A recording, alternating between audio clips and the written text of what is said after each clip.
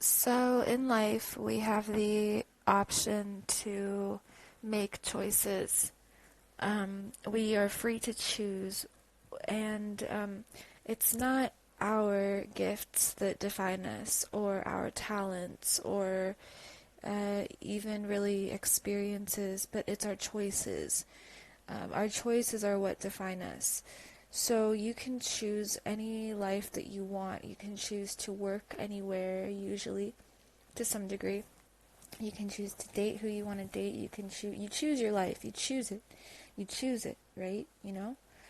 Um, and so it is our choices that make us who we are. You can choose to, be a menace or an aid in society, or like you can choose who you are every day. Every day you wake up and choose who you are. So my point with this is that, for me personally, um, I have been struggling for a very long time, okay? And I'm making this podcast maybe to even share with you what I've been dealing with, what I've been struggling with. So I've been struggling with this for a very long time. Um, the big decision that I have had to make for many years now even has been the decision to choose myself, to follow my passions, to follow what my calling is, my purpose is, to do what lights me up, And everyone's purpose is to just be themselves, but most people don't know who they are, so they don't know how to be themselves because they don't know who themselves is, right? What that is. So in order to be yourself, you have to find yourself. So that, in and of itself, is a decision. It's a path that you go down, and it's a stripping away of sorts of everything that you knew to be you, like your identity and identities even, and your egos in a way. Over and over and over again, over time, you shed more and more layers of conditioning. You can deprogram everything, and you can be reborn. And this is what is known as, like, I don't know, if you're on the path, then you know what I'm talking about. Um, it's a journey of self-development. It's very rigorous. It's very hard. You become alien to everyone around you, and you even become alien to yourself at one point. And then you have a blank canvas, a blank slate on which to reinvent and rewrite yourself. And when I say alien to yourself, you actually you become more aware of who you are. Maybe that's not the right terminology. You just become alien to others, but you actually find yourself. You actually are realizing more and more who you are. We're only alien to ourselves when we don't go down this journey of discovering ourselves, discovering who we are. Then we're alien to ourselves. And that's the majority of people. However, when you have a calling, a purpose, a passion, which, back to my story, which I do, then you want to act on it. And I mentioned how, yes, everyone's purpose is to be themselves. Your purpose is to be you, but how do you find out who that you is? Well, you have to learn about who you are. So you have to find yourself. So that's your purpose. Now, once you find yourself and you have this blank canvas, this blank whiteboard or blank slate, you can write on it. You can add to it. And you can add different beautiful things to it. Like, hey, I love, like meditation and nature and sweet things. And you just become more you, You live a life of color. You live like a kid, And even for me, like, when I found myself more and more and more, I discovered, hey, I'm actually so sweet. Hey, I'm actually so easily excited about things, and then equally I get easily down. I'm very sensitive, right? Very sensitive. And so I just discovered all these things about myself. I also discovered that I looked younger, and I felt younger. I felt new in my body. I felt, a few things happened, like, you know, when you're on the spiritual journey, you get physical changes. So like your body changes, your face changes. You feel younger and lighter. Basically, you just shed a lot. My skin changed, like everything changed. And my eyes, my eye shape, like I can't even, like, it's just a lot. So my point is that, we are molecular, right? We can change our physical shape on a molecular level. So we do this through the process of energy shifting.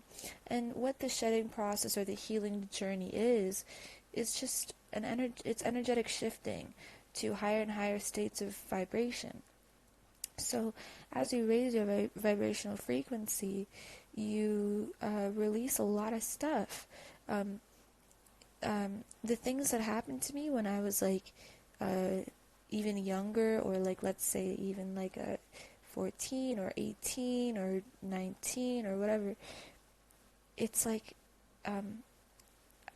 that's not, it's like it happened to a different person. Nothing like happened that was marked, sorry. But I'm giving you an example here that, I feel like I was born just 5 years ago, or even less time than that. So the spiritual journey is amazing. Your DNA is always rapidly evolving and changing anyway. So it can change in a direction that is really radical, in which your light body becomes more activated. And so then, yes, you have different gifts that come online, right?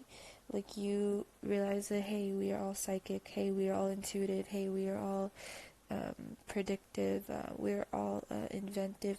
It's just that very few people tap into that super intelligence, that higher consciousness, which is God. So yes, like I said in the beginning of the podcast, our gifts are not ours.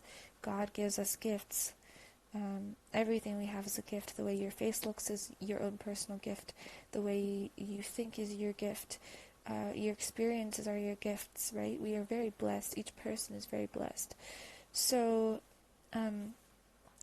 we are not our gifts, so we should not be overly inflated by them, or like proud, really. Like let's say somebody has the gift of singing. It has been given to them to give to the world. Gifts are not meant to be held on to. They're meant to be given away, because they have been given to us. Do you see? This is the law of reciprocity. It must be this way. If you have a gift that you have been given by God, and you're not using it, it's going to be taken away from you by default. You are taking it away from you, you see, because you're not giving it away, you see. It's dormant. It doesn't exist, right? So gifts are given to us from God, and they're meant to be shared with the world and given away. Now, we are not our gifts.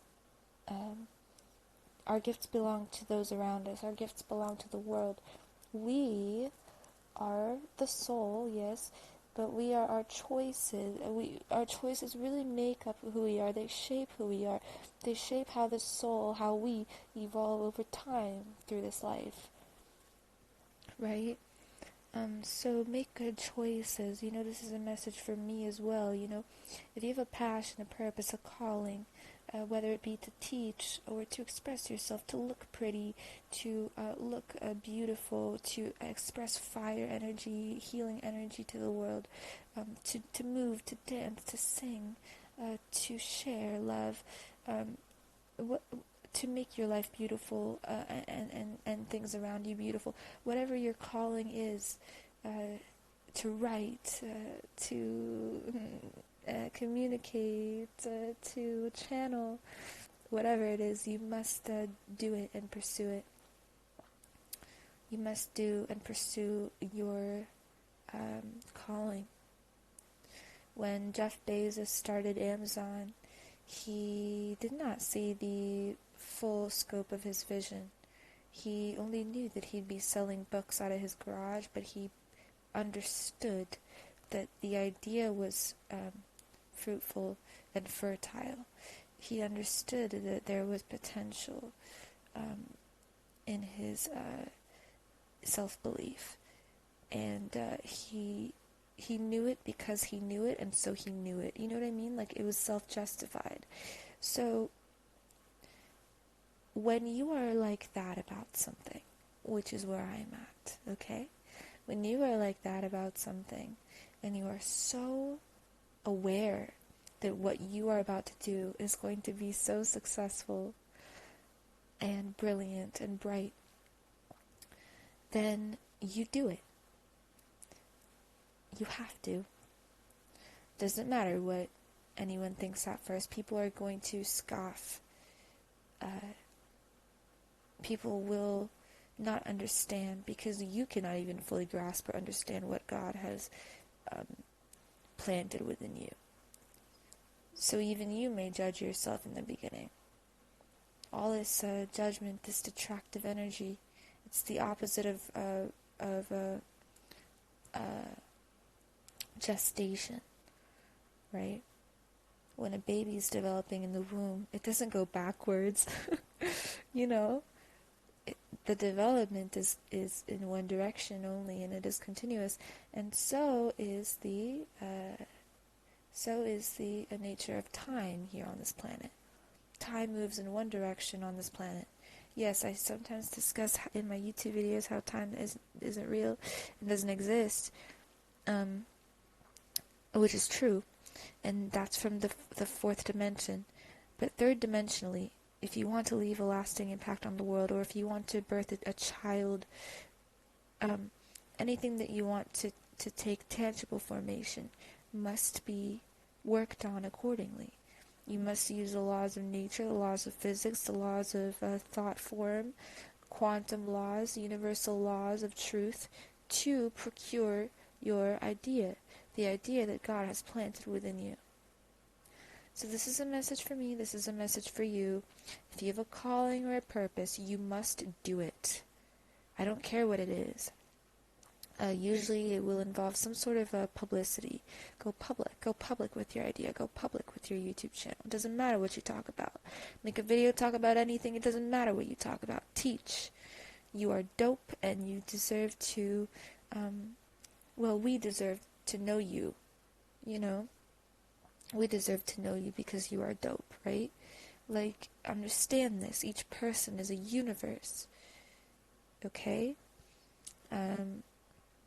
Interesting, I'm bringing this up somehow in my podcast, but the thought just came to me, and I guess I'm just going to flow with it. Once upon a time, someone asked me, what do you see in me? Someone actually asked me this. And I don't know, like, it's something that I have thought about, because, you know, when someone asks you that, never mind why that question was asked, but what do you see in you? Because you have to understand that people are expressions of the divine. So people are universes. People have genius exponentialized within themselves. Okay, so the journey of self-realization is about discovering and realizing that you are all of that, capital A, all of that, you know? And so it's interesting, you know, when someone asks you that question, it's a matter of, you know, hey, do you really see yourself as who you are, you know? Because maybe I see you as who you truly are, and who you truly are is beauty, and this goes for everybody, by the way, but if you love somebody or really see somebody, then you know what I'm talking about. You know, when you see somebody, you see beauty, you see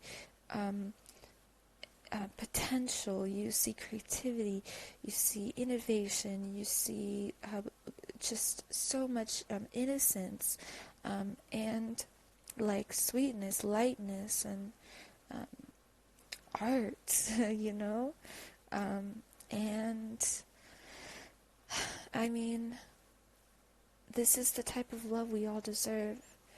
And when we see ourselves, capital S, when we see ourselves and we see all of that within ourselves, then we have awakened to who we really are. And it is important and imperative for each human being to awaken to who they really are, so that they do not get distracted by the illusion of the consciousness that is prevalent on Earth, which is a very low consciousness. It's a very capitalistic or like I'd say parasitic consciousness. The whole global economy operates off of essentially the death of the human spirit. In all ways, we kill the human spirit in many, many ways through the normalization of I could go on and on, but I'll just name a few ways. Number one, through the normalization of killing through war. Number two, through the normalization of consuming dead animals or dead things, things that have been killed. Number three, the normalization of needing to work to survive, or expend or spend your life force energy in order to survive and eat food, right? Like what a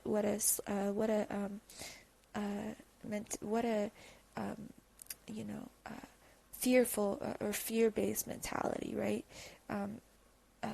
So all of these things, they keep the human psyche maimed or split. They actually keep the soul split, okay? So actually every human being is constantly and continuously undergoing trauma, okay?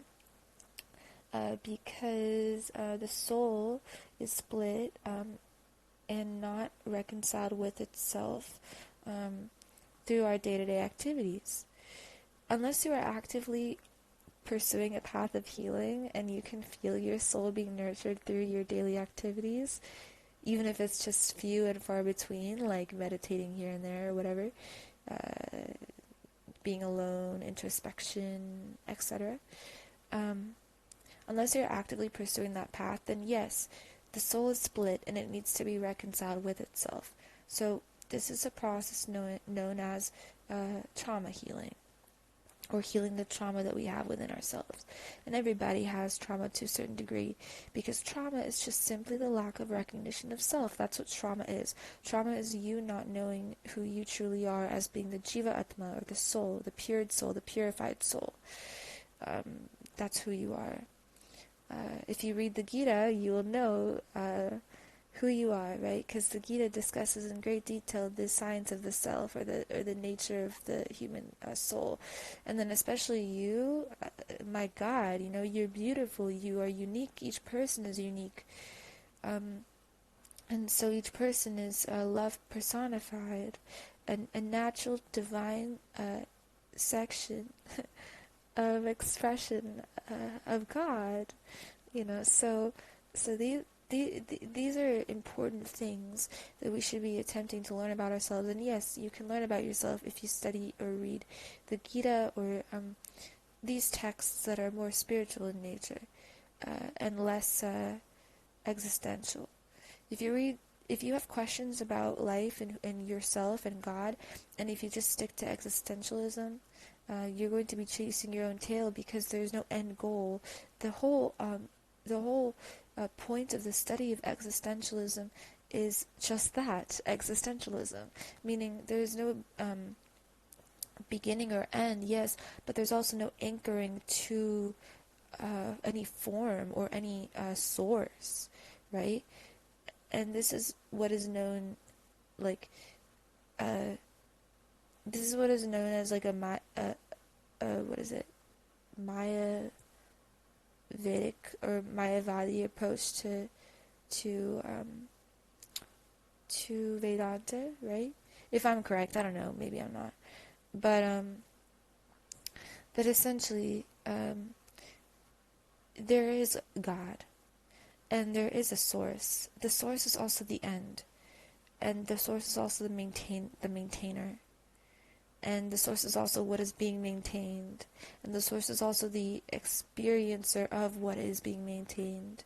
And source is also the experience of the maintenance. You see, source is all these things. So like when you go down into a restaurant or whatever, and you sit down and you order food, God is the food and the fork and the plate and you know what I mean? It's like that. And all of life is like that, you see? So how beautiful this is, like what a beautiful existence we exist within.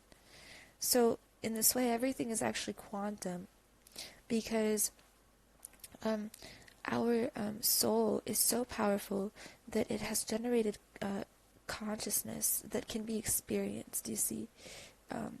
And so using our consciousness, we can attract certain things towards us. And when you cleanse yourself and you go down that path of healing, like I said, and you really purify your consciousness, you wipe it clean. And now what happens when you wipe it clean? Well, a few things happen. All of the experiences you've ever experienced, even in your previous lives and stuff like that, that stuff gets null and void in a way. It is the beginning to the start of cleansing your karma. Okay, so it's a beautiful decision to make, to go down this path, and it will reveal to you your calling. You know, maybe people don't really care about healing and stuff, but maybe they just really like art. Maybe they like making like collages, for example, stuff that is tangible, videos, whatever it is, and that's their passion. So when you do that, you'll get to God. You know what I mean? Like when you do what you love, you will find the God within the thing and the activity and you, because you will see how genius you are, you know? This is why I'm a huge proponent for everybody posting their art and sharing their art to the world. Look at the age we live in. We are so fortunate to live in the age of social media, because we have the ability to live our calling to another level. To live out our calling to another level. Nikola Tesla didn't have social media at the time, but if he did, which by the way he is now on social media because his teachings are still prevalent and relevant to this day, so he actually was able to do what I'm discussing right now, which is to share wisdom to the world. Share what you have to the world. Look at every single celebrity.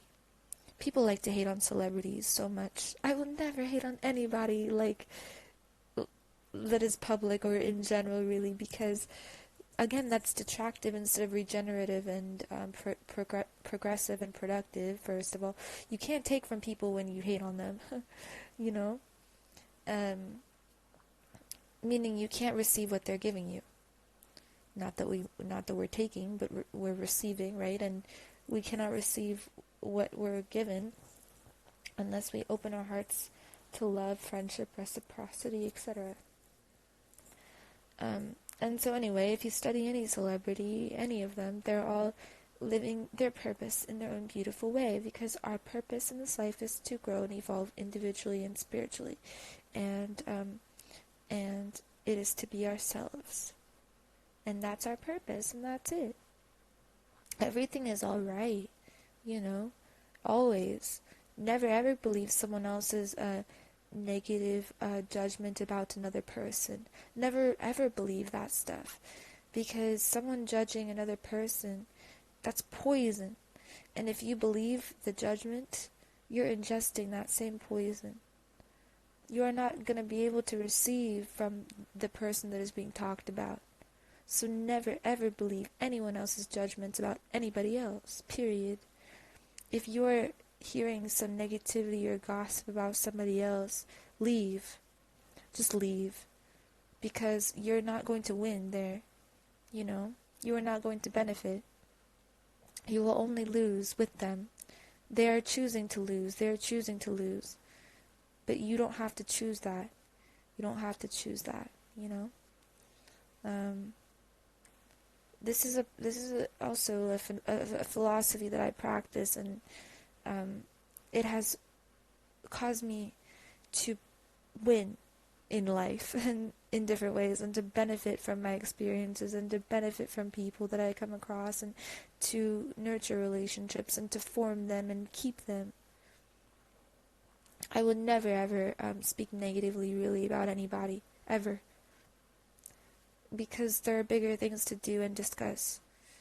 So if you could take anything from my advice, let it be that. If you want to live abundantly in your mind, in your heart, never allow judgments to fester within your own mind about anybody else, and never allow hate either to fester. If you don't like somebody or something, understand it's a reflection of you. Why don't you like them, right? Study yourself, right? Heal, study yourself, see what's there. Some insecurity, okay, great, let's excavate it, let's bring it out to the surface. Yeah, the process will be ugly, it'll be the dark night of the soul, you'll be facing yourself in a mirror, and you'll be forced to see how black the consciousness has gotten, but that's okay. You can clean it, you can clean the consciousness, you can wipe it clean. Like dust off a mirror, you can wipe it clean. And in doing so, you will heal yourself, and you will find that the person no longer bothers you, and you are benefiting from them, and you can turn anybody into a friend. You'll learn that too, and you'll learn that people are only there to share love with, and you will learn that there's so much love to be shared, and you will learn that love is the basis for all of creation that exists within you and around you, like the art you make, the thoughts you think, the way you walk, the route you take on your way to wherever you're going, the objects in your home, the clothes you wear. Love is a reason for all of these things, because love is creation, and love is you. You know, God and love are interchangeable. They're the same thing. If you've ever been in love with somebody, that's God. You're experiencing God, okay? His power, His energy, His potency. By the way, there's so many words in the English language that denote negativity, and power is one of them. When I say the word power, what I'm talking about is gentleness. I'm talking about care. I'm talking about nurturing. Society, in society, power in and of itself is shown and defined as something that is tyrannical. But we should redefine our sense of the word power, and we should redefine it as being very a strong amount of love. You know, just a strong amount of love, because that is what power is. God and love and power are interchangeable, because God is the most powerful, no, and He is love, no. So in that way. So, I love you guys very much. Thank you for listening. Always follow your heart, wherever it leads you, whether it be to a person or a place or a situation. I know that I'll be doing that for my entire life. I will always follow my heart. I will always, I will create, and I will love feverishly and fearlessly, and I will give and share and just everything, because that is the point. That is the point. And remember that you are your choices. You can wake up any day and decide to make a different set of choices. You are in control, my friend. There's no reason to have anxiety about anything. Anything you want will happen, because you can decide that it will happen. You can decide that it will happen. That's also a choice. We are very much in control of our lives. We are in control of our lives. Something is not aligning with you. Hey, maybe it's because you're not following your heart. Follow your heart. See what happens. Yes, it's a risk. What is life if there are no risks, good risks that are taken? then you're not living your life. You're living someone else's idea of what your life should be, right? So take good risks by following your heart. Then it's not a risk, yeah, right? Because you know that it's abundant in nature. It's an abundant move, or it's a fertile move, right? So I love you guys. Thank you so much for listening. And I will talk to you in the next one. Alright? Peace.